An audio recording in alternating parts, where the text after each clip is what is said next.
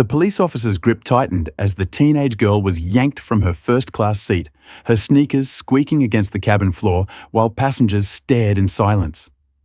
She hadn't shouted, she hadn't resisted. Her crime was wearing a hoodie in seat 1A. A wealthy woman smiled as the humiliation unfolded, certain she had won. What none of them knew was the girl's phone was still buzzing behind them, lighting up with a name that could shut down an entire airline. By the time the cabin doors closed, careers were already over.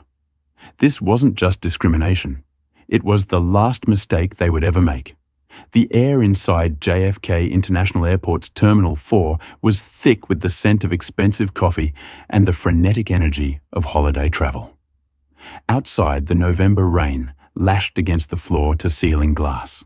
But inside the exclusive first-class lounge of Pan Atlantic Airlines, the world was quiet, muffled by thick carpets and the soft clinking of crystal glasses. Maya Sterling sat in the corner of the lounge, almost invisible. She didn't look like she belonged there, at least not according to the standards of the people currently eyeing her over their newspapers. Maya was 19 years old, black, and dressed in an oversized vintage grey hoodie from a university in Chicago, black leggings and worn-out Converse sneakers. Her hair was pulled back in a messy bun, and large noise-cancelling headphones covered her ears. She was scrolling through TikTok, occasionally tapping a rhythm on her knee. To the untrained eye, she looked like a standby passenger who had gotten lucky, or perhaps the child of an employee flying on a buddy pass. To the staff of Pan Atlantic Airlines, however, she should have been a VIP, but today the roster had been reshuffled. The regular lounge manager, a woman named Sarah who had known Maya since she was 6, was out sick. The man at the desk, a stiff-necked shift supervisor named Greg Miller, had only glanced at her boarding pass with a sneer before letting her in, muttering something about standard slipping to his colleague. Maya didn't care. She was tired. She had just finished finals week at Northwestern and was flying to Zurich to meet her father for a surprise birthday dinner. She just wanted to sleep. Flight 409 to Zurich is now boarding first, and business class passengers at gate B12.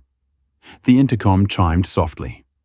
Maya stood up, shouldering her battered backpack. As she walked toward the exit, a woman in a beige cashmere coat brushed past her hard enough to spin Maya around. "Watch where you're going," the woman snapped. She was tall, blonde, and radiating the kind of icy entitlement that comes from never having been told no in 40 years. This was Elena Vance. Her husband was a minor real estate mogul in Manhattan, and Eleanor treated every interaction like a business transaction she was determined to win. "Excuse me," Maya muttered, pulling her headphones down. Eleanor didn't even look back. She marched to the counter, slamming her platinum card down. "I want to ensure my seat is wiped down before I board. Last time there was a smudge on the screen, it was unacceptable." Greg Miller, the supervisor, smiled with sycophantic eagerness. "Of course, Mrs. Vance, we are honored to have you flying with us again. You're in 1B today." "Excellent choice." Maya waited until Eleanor had swept out of the lounge before approaching the desk. She scanned her boarding pass at the automatic gate. It beeped green. Seat 1A. Maya sighed. She loved the window seat, but being right next to the woman who just shoved her was going to be a headache. She pulled her hood up, determined to sleep the entire 8 hours. The walk to the plane was a study in contrasts. The economy line was a chaotic snake of people stressed and shouting. The first-class jet bridge was empty, save for Elena Vance clicking her heels ahead and a man in a sharp suit talking loudly on his phone behind Mia. When Mia stepped onto the aircraft, the lighting was dim and purple, designed to soothe. The first-class cabin of the Pan Atlantic Dreamliner was massive. These weren't just seats. They were suites with sliding doors. Maya found one. A she tossed her backpack into the overhead bin and settled into the leather seat. It was plush, smelling of fresh leather and sanitizer. She immediately reclined it, slightly grabbed the complimentary blanket, and curled up, putting her headphones back on. She closed her eyes.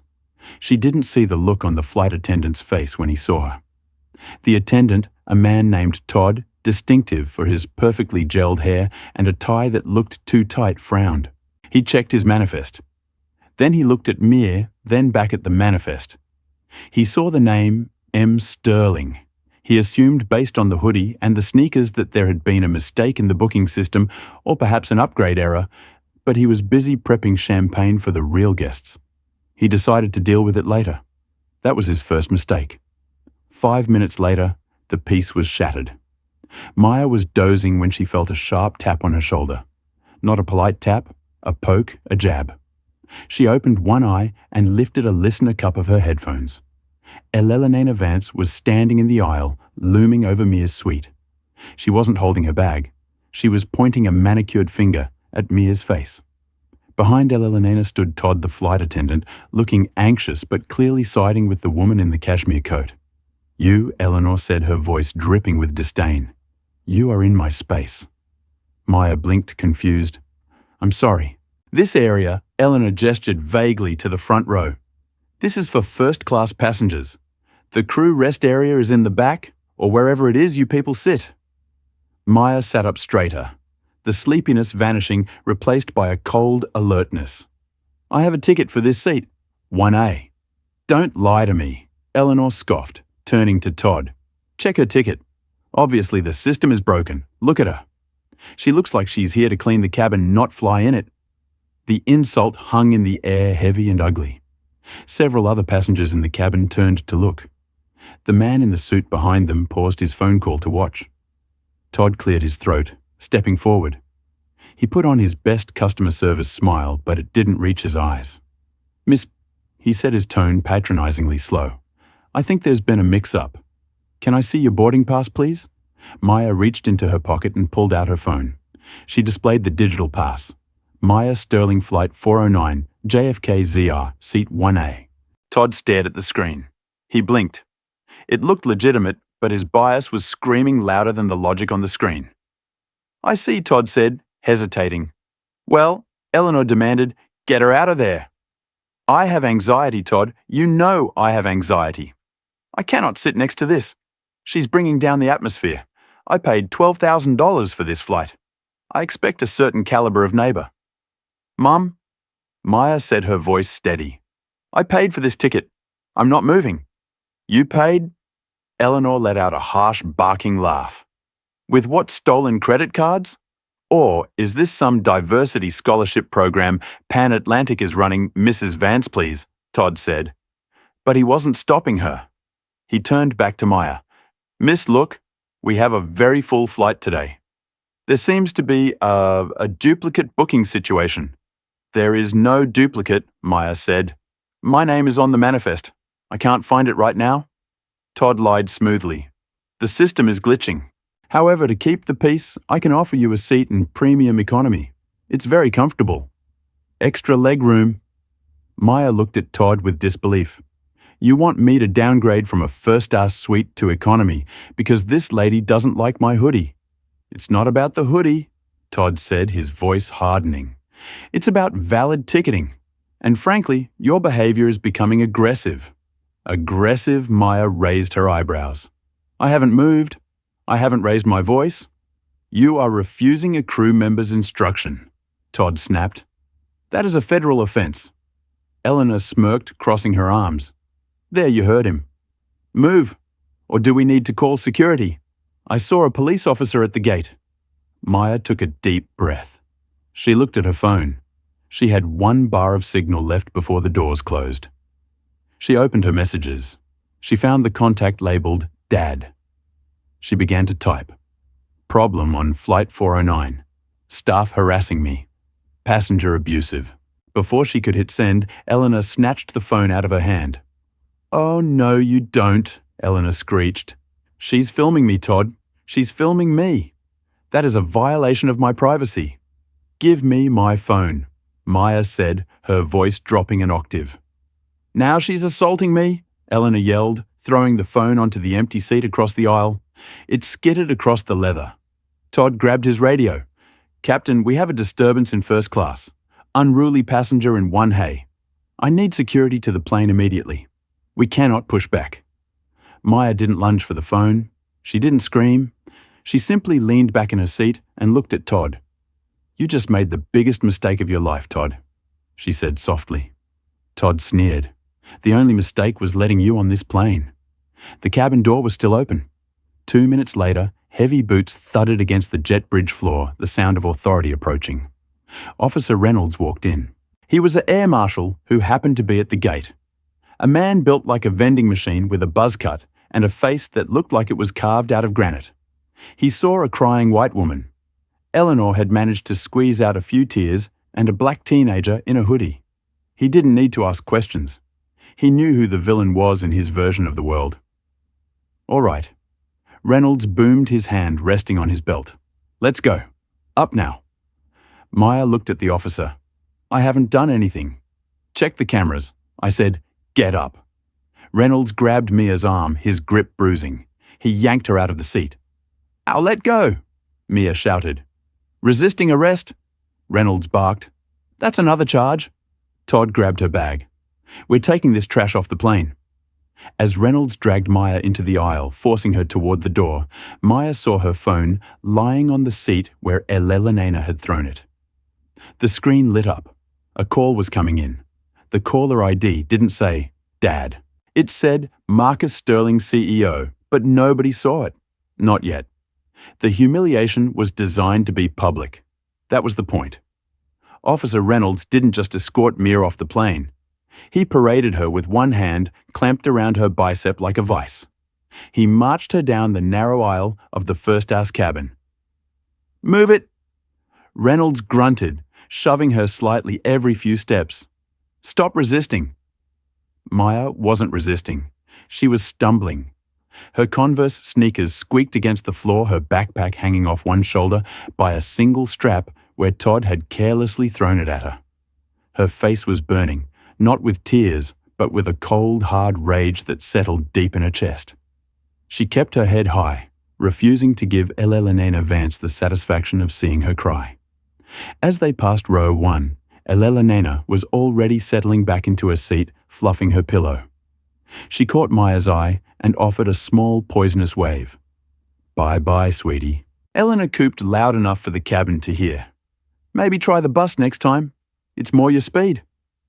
Todd, the flight attendant, was busy smoothing out the curtain that separated the galley from the cabin, acting as if he was simply taking out the trash. He wouldn't look Mia in the eye, but someone else was watching. In seat 2A, directly behind where Mia had been sitting, was Arthur Henderson. Arthur was a contract lawyer for a major sports agency. He dealt with egos, lies, and liability for a living. He had watched the entire interaction in silence. He had seen the valid boarding pass. He had seen Eleanor's aggression, and he had seen Todd's spineless capitulation to a wealthy bully. Arthur was a man who usually minded his own business, but when Officer Reynolds dragged Mia through the heavy curtains and out onto the jet bridge, leaving the cabin in a stunned silence, Arthur's eyes fell on the empty seat in front of him. Mia's phone was still there. It was buzzing against the leather, vibrating with a frantic intensity. Eleanor noticed it too. She leaned over the divider, reaching for it. "I'll just give this to the crew to throw away," she sneered. "Probably stolen anyway." "Don't touch it," Arthur said. His voice was low, but it carried the weight of a courtroom gavel. Eleanor froze her hand, hovering inches from the device. She looked back at Arthur, blinking. "Excuse me," I said. "Don't touch her property," Arthur said, unbuckling his seatbelt. He stood up, towering over the partition. He reached over and picked up the phone just as the screen lit up again. The name on the screen was clear. It was bold. And to a man like Arthur Henderson, who read the Wall Street Journal religiously, it was terrifying. Incoming call. Marcus Sterling, CEO. Arthur froze. He looked at the phone, then at the empty seat where the girl in the hoodie had been, and then at the Pan Atlantic logo stitched onto the headrest. Sterling. The dots connected instantly. Marcus Sterling wasn't just a CEO.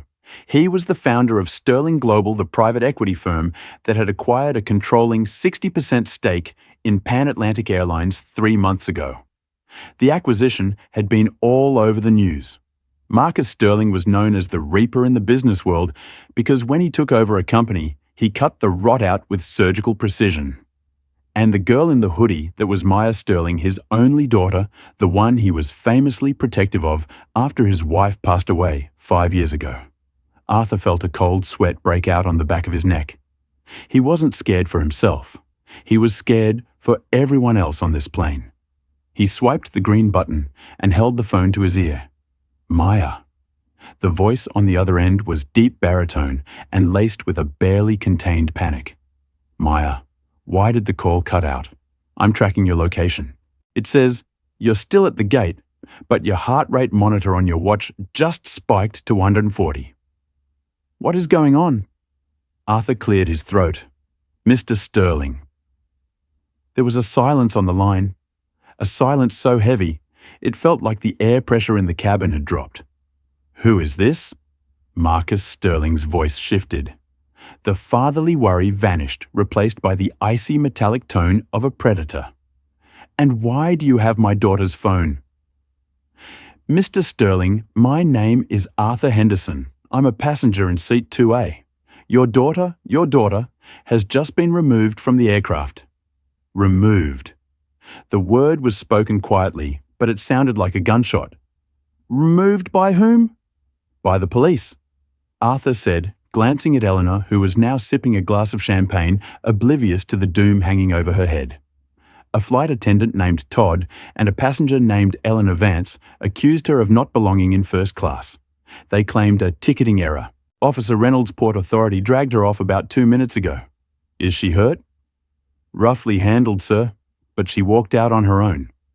Keep the phone, Mr. Henderson. Marcus said. Do not hand it to the crew. Do not turn it off. I need you to stay on this line. I'm not going anywhere, sir. Good. Now I want you to listen to me very carefully. Put me on speaker. I want the flight attendant Todd to hear this. Arthur walked to the galley. Todd was popping the cork on another bottle of Dom Perignon, laughing with Elena. Whatever she was definitely trouble. Todd was saying, You have a good eye, Mrs. Vance? Excuse me, Arthur said, holding the phone out. Todd, is it? Todd turned annoyed. Sir, please take your seat. We are preparing for pushback. You aren't pushing back, Arthur said, a grim smile playing on his lips. You have a call.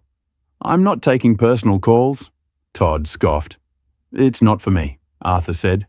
He tapped the speaker button. Go ahead, Mr. Sterling. Marcus Sterling's voice erupted from the small speaker loud and clear, cutting through the galley noise. This is Marcus Sterling, owner of the airline you are currently standing on. I want to know why you just assaulted my daughter. Todd dropped the champagne bottle. It didn't break, but it hit the floor with a heavy, dull thud. Foaming wine spilling over his polished shoes. The blood drained from his face so fast he looked like a corpse. Elena Vance stopped mid-sip. Who? She whispered. Todd stammered, staring at the phone as if it were a bomb. Mr. Sterling. There was a passenger. No ticket. My daughter is seat 1A. I bought the ticket myself. Marcus snarled. You have exactly 30 seconds to tell the pilot to kill the engines. If that plane moves 1 inch from the gate, I will not only fire you, I will make sure you are blacklisted from every service industry job in the civilized world. Do you understand me? Todd was trembling. He grabbed the intercom phone on the wall, his hands shaking so badly he missed the button twice. Captain, stop. Stop the checklist and tell the woman... Marcus continued, his voice dripping with venom. The one who decided to play God with my child. Tell her to stay in her seat. I'm coming. Arthur looked at Elena. She had gone pale, her mouth slightly open. The entitlement was cracking, revealing the fear underneath. I think he means you, Mrs. Vance, Arthur said calmly. While panic was beginning to consume Flight 409, Maya was sitting in a cold, windowless room inside Terminal 4's security substation. It was a holding cell, painted a depressing shade of beige with a metal table and 3 chairs bolted to the floor. The air smelled of stale coffee and floor wax. Officer Reynolds sat across from her. He had removed his hat and placed it on the table. He looked satisfied. He had de-escalated the situation. He had removed the threat. In his mind, he was a hero. Name Reynolds, said pen, hovering over a citation pad. Maya stared at the wall behind him. She was rubbing her wrist where his grip had left red welt marks. I asked you a question. Reynolds barked, slapping the table. Name you have my ID. Maya said, her voice flat. You took my backpack. It's in the front pocket. Reynolds huffed, annoyed. He reached over and grabbed the backpack, dumping the contents onto the table. Textbooks, a laptop, a bag of trail mix, and her wallet spilled out. He flipped the wallet open. He glanced at the Illinois driver's license. Maya Sterling, he read. He tossed the wallet back. All right, Maya, here's how this works. I'm going to write you up for disorderly conduct and trespassing. You're going to sign it, then we're going to ban you from the airport for 24 hours. If you argue, I bump it up to resisting arrest and you spend the night in Rikers. Your choice. I didn't trespass, Maya said calmly. I had a ticket. You had a fake ticket, Reynolds corrected her, grinning. Or you stole it. Doesn't matter. The airline wanted you gone. That makes you a trespasser. Did you check the system, Maya asked? Or did you just listen to the blonde woman? I listened to the flight crew, Reynolds said defensively. They are the authority on that plane. If they say you don't belong, you don't belong. Even if they're wrong, they aren't wrong. Look at you. Reynolds gestured at her hoodie. You don't fit the profile, sweetheart. First class is for business people, professionals, not college kids in pajamas. Maya leaned forward. The fear she had felt on the jet bridge was gone, replaced by a cold certainty. She knew her father. She knew what happened when people messed with his family.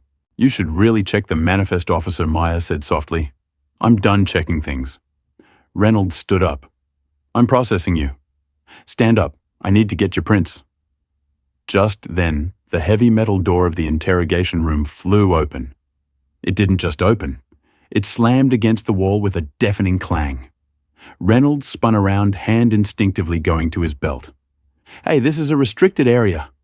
Standing in the doorway was a man Reynolds had only seen in briefing photos. It was Director Holloway, the head of airport security for all of JFK. Behind him was the station manager for Pan Atlantic Airlines, a woman named Linda, who looked like she was about to vomit. And behind them, flanked by two men in dark suits who were definitely not airport security, was a tall black man in a bespoke navy suit that cost more than Reynolds made in a year. Marcus Sterling. He had been in New York for a board meeting. He was supposed to be waiting for Mir in Zurich, but his meeting had run late, so he was at the private terminal at JFK preparing to take his own jet when he got the call. He had driven across the tarmac in a frenzy. Reynolds looked confused. Director Holloway, I'm just processing a disruptive passenger from Flight 409. Director Holloway didn't look at Reynolds. He looked at Mia. Miss Sterling, he said, his voice trembling slightly. Are you all right? Ma stood up slowly. She looked at her father. Marcus walked into the room. The room seemed to shrink. He ignored the police officer completely and went straight to his daughter. He took her face in his hands, examining her. He saw the red marks on her wrist. He turned slowly to face Reynolds. His expression was unreadable, which made it infinitely more terrifying than if he had been screaming. Director, Marcus said, his voice low, is this the man? Yes, Mr. Sterling, Holloway said quickly. Officer Reynolds. Reynolds was starting to sweat. I don't understand. Who is this? Marcus stepped closer to Reynolds. He was 3 in taller than the cop. I am the man who pays for the fuel in your patrol cars. Marcus said, I am the man who owns the airline you just dragged my daughter off of. Reynolds' eyes went wide. He looked at Maya, then back at Marcus. Your daughter. But, the flight attendant said. I don't care what the flight attendant said, Marcus interrupted. I care about what you did. You put your hands on my child. Marcus picked up the citation pad from the table. He read the charge. Disorderly conduct. He ripped the paper in half, then in half again. He let the pieces flutter to the floor. You have a badge, Officer Reynolds. Marcus said, You think it gives you power. You think it gives you the right to judge people based on how they dress or the color of their skin. Marcus leaned in close, his voice a whisper that sounded like a knife scraping bone. Today, you're going to learn that there is always a bigger fish and you just bit the shark. Reynolds looked at Holloway for support. Director I followed protocol. The airline requested removal. The airline Linda, the station manager, squeaked up from the back. Did not authorize physical force, officer. You acted unilaterally. Unilaterally, Reynolds sputtered. Todd told me to take her. Todd is currently being removed from the aircraft, Marcus said, along with the rest of the crew and the passenger who started this. Marcus turned back to Maya. Get your bag, Mia. We're leaving. Leaving, Reynolds asked dumbly. But the paperwork? There is no paperwork. Holloway snapped at Reynolds. You are suspended, Reynolds. Badge and gun on the table now. Internal Affairs is already on their way down. Suspended, Reynolds' face turned purple. For doing my job for profiling, Marcus corrected him.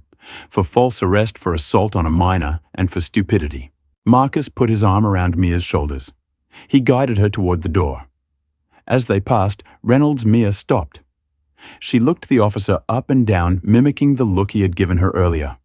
You were right about one thing, Maya said. I didn't fit the profile. She smiled, but it didn't reach her eyes. I owned the profile. Back on Flight 409, the atmosphere had shifted from awkward tension to suffocating dread. Arthur Henderson was still holding Mia's phone, his hand trembling slightly. The line had gone dead after Marcus Sterling hung up, but the weight of the conversation hung in the air like smoke. Todd, the flight attendant, was paralyzed in the galley. He was wiping a spot on the counter over and over again, his face pale eyes darting toward the cockpit door. He knew he should go tell the captain what had just happened. He knew he should warn the pilots that the owner of the airline had just threatened to end their careers, but fear kept him rooted to the spot. He prayed it was a prank. Maybe Arthur was lying. Maybe the voice on the phone was just a recording. In seat 1B, Eleanor Vance was busy texting. She was annoyed that the plane hadn't moved yet, but she felt a smug satisfaction. She had won. The riffraff was gone. The first-class cabin was restored to its proper state of exclusivity. Finally quiet, she muttered to the man across the aisle, a bored-looking tech executive. Honestly, they let anyone in here these days. It's a security risk. The man didn't respond. He was staring out the window. Are we moving? Eleanor asked loudly, looking around for Todd. Todd Champagne, and tell the pilot to hurry up. I have a dinner reservation in Zurich at 8. Suddenly, the low hum of the engines, the sound of air being cycled and turbines spinning up cut out. The silence was instant and jarring. The cabin lights flickered, once then switched from the soft purple mood lighting to harsh bright white fluorescent boarding lights. A collective groan went through the cabin. Oh, for God's sake. Eleanor threw her hands up. Now what mechanical issues? The fastened seatbelt sign turned off. Then the captain's voice crackled over the intercom, but it didn't sound like the usual smooth, confident pilot voice. It sounded shaken. Ladies and gentlemen, this is Captain Miller from the flight deck. I have just received an urgent directive from Pan Atlantic Operations Command. We have been ordered to hold our position. The passengers began to murmur. Furthermore, the captain continued, his voice wavering. I have been instructed to shut down the aircraft completely. This flight has been cancelled. Cancelled? Eleanor shrieked. She unbuckled her belt and shot up like a jack-in-the-box. You cannot be serious. Please remain seated, the captain said. We are waiting for a representative from corporate to board the aircraft. I apologize for the inconvenience, but this order comes from the highest level of authority. We are being towed back to the gate. The plane shuddered as the tug vehicle began to push them back, not toward the runway, but back toward the terminal.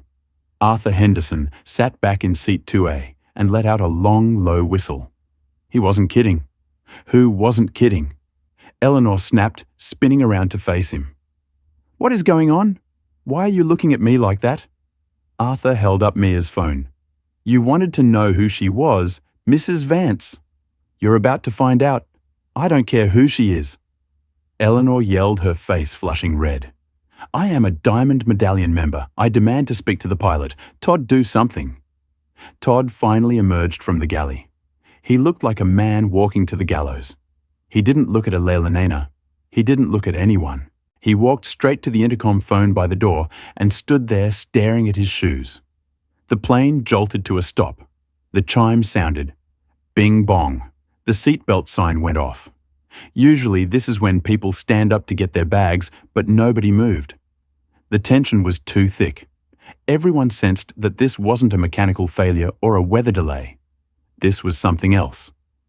The cabin door hissed and began to open. Eleanor marched into the aisle. Finally, I am going to give the gate agent a piece of my mind. I am going to sue this entire airline. She stomped toward the door. I wouldn't go out there if I were you, Arthur called out. Shut up, Eleanor spat. She reached the front of the cabin just as the heavy door swung fully open. She prepared to yell at the gate agent. She opened her mouth to unleash her fury, but the words died in her throat. Standing on the jet bridge wasn't a gate agent. It wasn't a customer service rep. It was a wall of black suits. 4 massive security guards blocked the exit, and in front of them, flanked by the terrified station manager Linda and the now silent director, was Marcus Sterling. And standing next to him holding an ice pack to her wrist was the girl in the grey hoodie. Maya Eleanor stopped dead. Her brain tried to process the image the trash she had just thrown out was standing next to the most powerful-looking man she had ever seen. And he was looking at Elena with eyes that promised absolute destruction. Back in your seat, Marcus said. He didn't yell. He didn't have to. His voice was a low rumble that vibrated in the floorboards. Excuse me, Eleanor stammered. I am leaving this plane. You called it. I said, sit down, Marcus repeated. One of the security guards stepped forward. Eleanor gasped and skewered backward, retreating into the cabin. She collapsed into seat 1B, clutching her pearls. Marcus stepped onto the plane. He had to duck slightly to clear the doorway.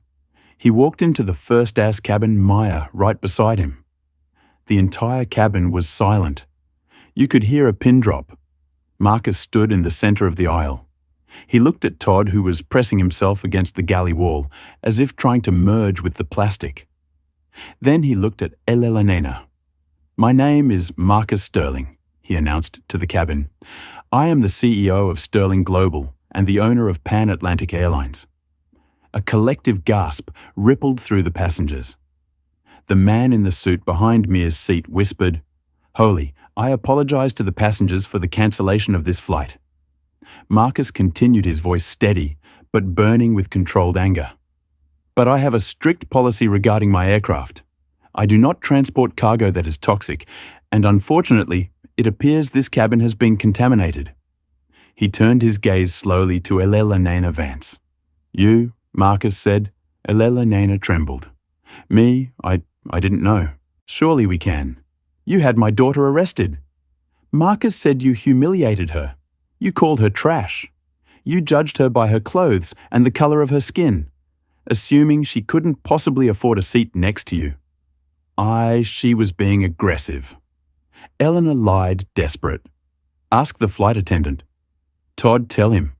Marcus turned to Todd. Yes, Todd. Tell me, was my daughter aggressive? Or did you just assume that the loud, rich white woman was right and the quiet black girl was wrong? Todd opened his mouth, but no sound came out. He looked at Maya. Maya looked back at him, her expression stony. I made a mistake, sir, Todd whispered. A mistake is forgetting to serve the nuts, Marcus said coldly. What you did was profiling. What you did was cowardice. You are the safety authority on this plane. Your job is to protect passengers. Instead, you served one up to the wolves because it was easier than doing your job. Marcus reached out his hand. Your badge now. Todd's hands shook as he unclipped his airline ID from his lapel. He placed it in Marcus's hand. You are fired, Marcus said. Effective immediately. You will not fly for us. You will not fly for anyone. I will personally ensure that your file is flagged with the FAA as a liability. Todd began to sob. Please, Mr. Sterling, I have a mortgage. You should have thought about that before you threw a 19-year-old girl off a plane for existing. Marcus said, Get off my aircraft. Todd stumbled past them, weeping, and ran up the jet bridge.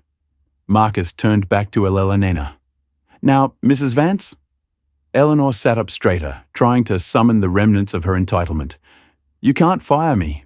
I'm a paying customer. I have rights." "You have a ticket," Marcus corrected. "A contract of carriage.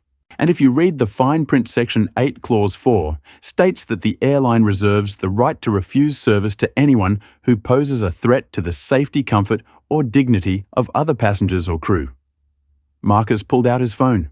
"I just revoked your status. Your diamond medallion membership gone. Your miles wiped, your return ticket cancelled." "You can't do that," Eleanor screeched. "I will sue you. My husband knows people. Your husband works for Vancorp Real Estate," Marcus said calmly. "I know. I own the bank that finances their commercial loans." Eleanor went white. "If you sue me," Marcus said, leaning down so his face was inches from hers, "I will tie you up in court for so long that your grandchildren will still be paying the legal fees. I will release the cabin security footage of you assaulting a minor to every news outlet in the country. You will be famous, Elena, but not in the way you want." He straightened up. "Now get your bag and get off my plane." "But how am I supposed to get to Zurich?" she wailed. "I hear the bus is more your speed," Maya said, repeating Eleanor's earlier insult. A few passengers chuckled, then a few more. Soon, the whole cabin was laughing. Eleanor grabbed her bag, her face a mask of humiliation. She rushed toward the door, head down, the sound of laughter following her all the way out. The cabin was quiet again, but the tension had broken. It was replaced by awe. Marcus Sterling stood in the aisle looking at the remaining passengers. He took a deep breath, his demeanor shifting from avenging angel to professional CEO. "Ladies and gentlemen," he said, his voice softer now, "I know this has been an ordeal. You have been delayed, and you have witnessed an ugly scene. For that, I apologize." He looked at Arthur Henderson in seat 2A. "Mr. Henderson?" Marcus said. Arthur stood up. "Mr. Sterling, you helped my daughter when no one else would," Marcus said. "You called me. You stood up for her. It was the right thing to do." Arthur shrugged. "It was." Marcus agreed. "And integrity should be rewarded." Marcus turned to address the whole cabin. "This plane is grounded. The crew is compromised, and the energy here is wrong. I am not letting you fly on this bird." Groans of disappointment started, but Marcus raised a hand. However, he smiled. "My private jet is parked at the hangar across the tarmac. It's a Gulfstream G650. It seats 18. There are 12 of you in first class." The passengers perked up. "I am flying to Zurich personally to celebrate my daughter's birthday." Marcus said, "I invite all of you in first class to join us. We have better food, better wine, and I promise no one will kick you out." The cabin erupted in cheers. The tech executive high-fived the person next to him. As for the economy passengers, Marcus continued looking at the station manager, Linda. "Linda, get every single person on this flight a hotel voucher for the TWWA hotel tonight. Reb book them on the first flight out tomorrow morning and give every single one of them a $2,000 travel voucher for their trouble." "Yes, Mr. Sterling," Linda said, typing furiously on her tablet. Right away, Marcus turned to Maya. "Ready to go, kiddo?" Maya looked at her dad. She looked at the empty seat where Eleanor had sat. She looked at the empty galley where Todd had stood. "Yeah," she said, a small smile finally breaking through. "I'm ready." As they walked off the plane, Arthur Henderson grabbed his briefcase. He walked past the cockpit where the pilot gave him a stunned nod. Walking down the jet bridge, Arthur checked his phone. He had a text from his wife. Text, "How's the flight?" Arthur typed back, "Text, you wouldn't believe me if I told you, but I think I just got upgraded." While Maya and the lucky first-class passengers were being shuttled in luxury SUVs to Marcus Sterling's private hangar, the reality of the situation was crashing down on the antagonists in the terminal. Elena Vance was standing at the baggage claim, screaming at a kiosk that wouldn't accept her passport. The system had flagged her ID. When she tried to go to another airline's counter to buy a new ticket, the agent typed in her name and frowned. "I'm sorry, Mom." The agent said, "Your name has been added to the no-fly list for a Level 3 security incident at Gate B12 today. I can't sell you a ticket." "That's impossible," Eleanor screamed. "It was Pan Atlantic, not you." "The list is shared, Mom," the agent said, closing her window. "Next passenger, please." Eleanor was stranded in New York. It was raining, and when she tried to call an Uber, she realized her husband had frozen their joint credit card. News travels fast in the world of high finance. Meanwhile, in the security office, Officer Reynolds was sitting on a plastic chair in the hallway, stripped of his badge and gun. He watched as his union representative argued with Director Holloway inside the glass-walled office. He couldn't hear the words, but he saw the body language. The union rep shook his head. Holloway pointed at the security footage playing on a monitor. The footage of Reynolds dragging a non-resistant teenager. The union rep came out 5 minutes later. He looked grim. "It's bad, Reynolds," the rep said. "They can't fire me," Reynolds said, his voice cracking. "I have 20 years on the force. They aren't just firing you." The rep sighed. "Sterling's lawyers just sent over intent to sue for civil rights violations. The department doesn't want the heat. They're offering you a choice: immediate resignation with forfeit of pension, or they take it to trial and you lose everything." Reynolds put his head in his hands. But the sweetest justice was yet to come. Because as the Gulfstream Go 50 climbed into the night sky, soaring far above the rain, and the drama, someone had uploaded a video. Arthur Henderson hadn't just watched. He had recorded the initial confrontation on his iPad before he intervened. He posted it to Twitter with the caption entitled, "Karen and power-tripping cop try to bully the wrong girl. Wait until they find out who her dad is." Instant karma and sort of flight. Ford 9. By the time the plane reached cruising altitude, the video had 2 million views. The interior of the Gulfstream G650 was a world away from the tension of Terminal 4. Soft beige leather seats, walnut trim, and the quiet hum of engines that sounded more like a whisper than a roar. Maya sat across from her father, a plate of warm chocolate chip cookies between them. She had finally changed out of her hoodie into a comfortable cashmere sweater her dad kept on the jet for her. She looked younger now, the hardness in her eyes replaced by exhaustion. "You okay?" Marcus asked, sliding a glass of sparkling cider toward her. Maya nodded slowly. I don't get it, Dad. I didn't say anything to her. I didn't even look at her. She just decided I didn't belong." Marcus sighed a sound that seemed to carry the weight of the world. He looked out the window at the stars.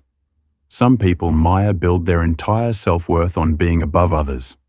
When they see someone they think is below them occupying their space, it breaks their reality. They panic and they attack. He reached out and squeezed her hand. "But remember what I told you. True power isn't about being loud. It's about being able to change the room without raising your voice." In the back of the cabin, the mood was festive. The passengers from Flight 409 were mingling, enjoying the open bar. Arthur Henderson was chatting with the tech executive, laughing about the look on Todd's face. But Arthur grew serious as he walked over to Marcus and Maya. "Mr. Sterling," Arthur said, "I just wanted to show you something." He handed Marcus his iPad. It was open to Twitter X. The video Arthur had posted, the one showing Ella Lenana poking Maya and Officer Reynolds grabbing her, was trending Nora 1 globally.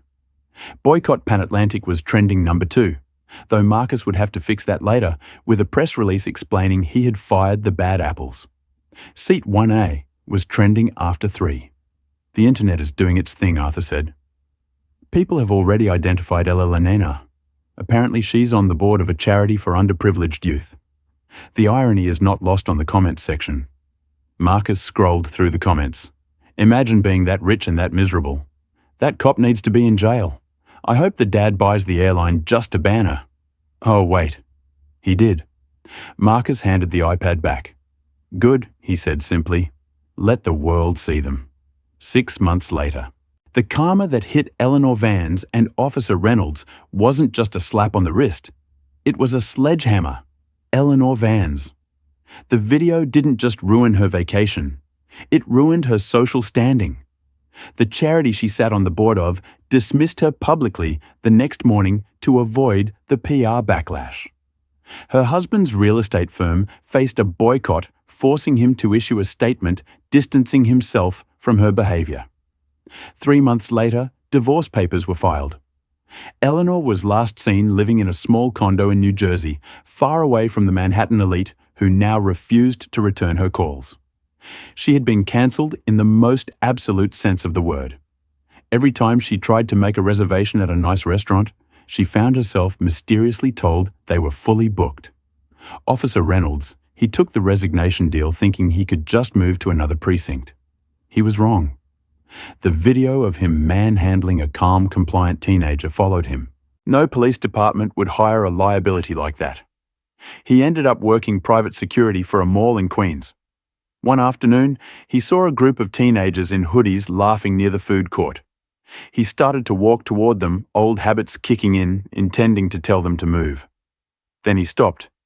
He remembered the name Sterling. He turned around and walked the other way. He had learned his lesson. Todd, the flight attendant. Todd was blacklisted. Pan Atlantic didn't just fire him. They sued him for breach of contract and negligence. He moved back in with his parents in Ohio. He keeps his Instagram private now. And Maya didn't just go back to school. She and her father launched the Seat 1A Foundation. It was a scholarship program designed to pay for travel and study, abroad programs for underrepresented students' kids in hoodies and sneakers who had big dreams but small bank accounts. 1 year later, Maya stood at a podium at Northwestern introducing the first class of scholarship recipients. She looked out at the crowd wearing a sharp blazer and her favorite Converse sneakers. "They told me I didn't belong in Seat 1A, Maya told the audience. "They tried to move me to the back, but my father taught me that you don't let people tell you where you sit. You build your own table, and then you invite everyone else to sit with you." The applause was deafening. Far away in a lonely apartment, Elena Vance watched the speech on her laptop. She closed the screen, sat in the silence, and finally understood the cost of her ticket. And that, ladies and gentlemen, is exactly why you never judge a book by its cover, and why you never mess with the quiet girl in the hoodie. Elena Vance and Officer Reynolds thought they had all the power because of a uniform and a platinum credit card. But they learned the hard way that real power moves in silence. What would you have done if you were in Mia's shoes? Would you have kept your cool? Or would you have snapped? And have you ever witnessed Karen behavior like this on a plane? Let me know your craziest travel stories in the comments below. If you enjoyed this story of instant karma and justice served cold, please crush that like button. It really helps the channel grow. And don't forget to subscribe and hit the bell notification so you never miss a story. We post new drama every week. Thanks for watching and stay humble.